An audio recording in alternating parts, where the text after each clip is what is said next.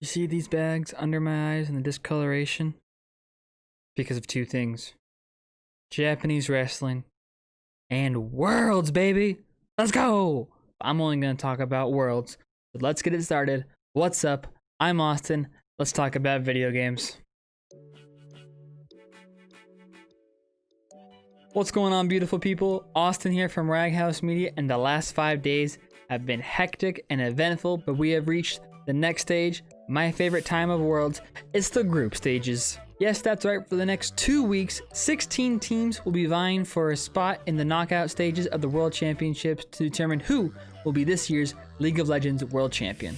Now, the 16 teams are split into 4 groups of 4 and will play a double round robin style of games that will take place over the next 2 weeks. The top 2 teams from each group will advance to the knockout stages and will be randomly drawn into the quarterfinal bracket. So now let's do a quick rundown of the groups and who I think is going to come out on top in each group. In Group A, you have G2 Esports, the number 1 seed from Europe, Team Liquid, the number 3 seed from North America, Suning, the number 3 seed from China, and Machi Esports, the number 1 seed from the PCS, which is a region filled from Hong Kong, Taiwan, and Macau. The clear favorite in this group is G2 Esports to come in first place, and that leaves the second place of the group up for grabs between Team Liquid and Suning, with Machi Esports probably going to take 4th place. As a North American fan, I have Team Liquid over Suning, but hey, who knows what could happen. In group stages, there have been upsets after upsets and shock after shock, so anything can happen. And now moving on to Group B, we have Damwon Gaming, the number 1 seed from Korea. We have JD Gaming for the number 2 seed from China, Rogue, who are the number 3 seed from Europe, and we have PSG Talon, who came in from the play-in stages last week and are also the number 2 seed from the PCS. Now, the clear favorite in this group is Damwon Gaming. They are one of, if not the team to win the World Championships this year, as South Korea has been known to dominate the group stages in League of Legends. The number 2 team for the group will be up for grabs between JD Gaming and Rogue, but I have JD Gaming over Rogue just based on pure skill and different styles of play. And now we move on to Group C, which features my favorite group because they have a lot of good teams.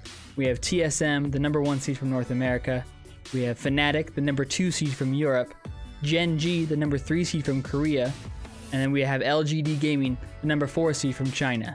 It's a very stacked group. As a North American fan, I have to put TSM in 2nd place in the group. I have Gen G taking 1st in this group only because TSM has never beaten a Korean team. But I believe they can overcome Fnatic, who have shown they've been very strong on the world stage. They made it to the World Finals 2 years ago. But I believe this is the year the North American team makes it out of group stages after last year's disappointment.